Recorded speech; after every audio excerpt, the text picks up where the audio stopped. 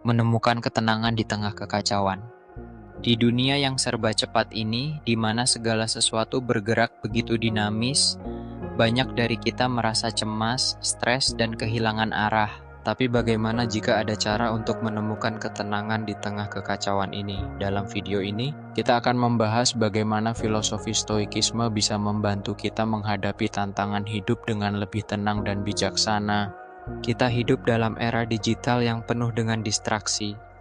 Media sosial membuat kita membandingkan hidup kita dengan orang lain. Tuntutan kerja yang tinggi membuat kita terus-menerus merasa terburu-buru. Bahkan di waktu senggang, pikiran kita tetap sibuk. Kita merasa kewalahan, tetapi kita tidak tahu bagaimana berhenti. Di sisi lain, kecemasan akan masa depan dan penyesalan atas masa lalu seringkali membuat kita tidak menikmati momen saat ini. Kita mengkhawatirkan hal-hal yang bahkan belum tentu terjadi dan tenggelam dalam pikiran tentang hal-hal yang sudah berlalu. Ribuan tahun yang lalu, para filsuf Stoik seperti Marcus Aurelius, Seneca, dan Epictetus telah menghadapi tantangan kehidupan mereka sendiri. Mereka mencari cara untuk hidup dengan damai di tengah kesulitan. Stoikisme mengajarkan kita bahwa ada dua hal dalam hidup. Hal-hal yang bisa kita kendalikan dan hal-hal yang tidak bisa kita kendalikan. Dan kebahagiaan kita bergantung pada bagaimana kita merespons hal-hal tersebut. Marcus Aurelius dalam catatan pribadinya yang kini dikenal sebagai Meditations, menuliskan bahwa kita tidak boleh membiarkan peristiwa eksternal mengganggu ketenangan batin kita. Epictetus mengajarkan bahwa penderitaan bukan berasal dari peristiwa itu sendiri, tetapi dari bagaimana kita menafsirkannya. Jadi bagaimana kita bisa menerapkan stoikisme dalam kehidupan modern? Berikut beberapa prinsip yang bisa kita terapkan. Dikotomi kendali. Fokus pada apa yang bisa kita kendalikan. Jangan buang energi pada hal-hal di luar kendali kita. Misalnya, kita tidak bisa mengendalikan bagaimana orang lain memperlakukan kita, tetapi kita bisa mengendalikan respons kita terhadap mereka. Amor Fati. Terima setiap kejadian sebagai bagian dari perjalanan hidup. Bahkan kesulitan bisa menjadi pelajaran. Seneca berkata bahwa rintangan adalah bagian dari pertumbuhan, dan kita bisa memilih untuk melihatnya sebagai kesempatan untuk menjadi lebih kuat. Premeditatio malorum. Bayangkan kemungkinan terburuk untuk mempersiapkan diri secara mental. Dengan memahami kemungkinan-kemungkinan buruk yang bisa terjadi, kita tidak akan terlalu terkejut ketika menghadapi kesulitan. Memento mori.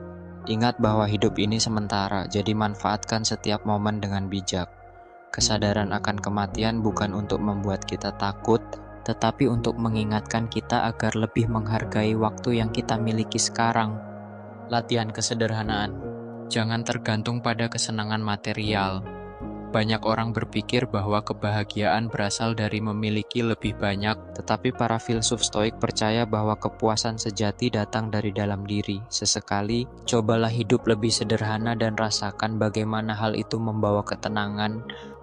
Banyak orang sukses yang menerapkan prinsip-prinsip stoikisme dalam kehidupan mereka. Misalnya, karyawan yang menghadapi tekanan kerja dengan tetap fokus pada hal-hal yang bisa mereka kendalikan, atau atlet yang menerima kekalahan sebagai bagian dari proses pertumbuhan mereka. Kita juga bisa menerapkan stoikisme dalam kehidupan sehari-hari.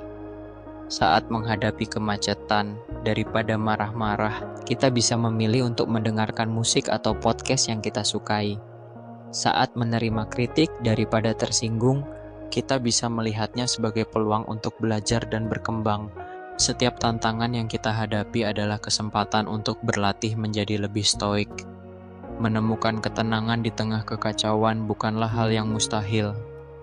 Dengan menerapkan prinsip-prinsip stoikisme, kita bisa belajar menghadapi hidup dengan lebih bijaksana dan tenang. Semua tergantung pada bagaimana kita memilih untuk melihat dunia dan meresponsnya.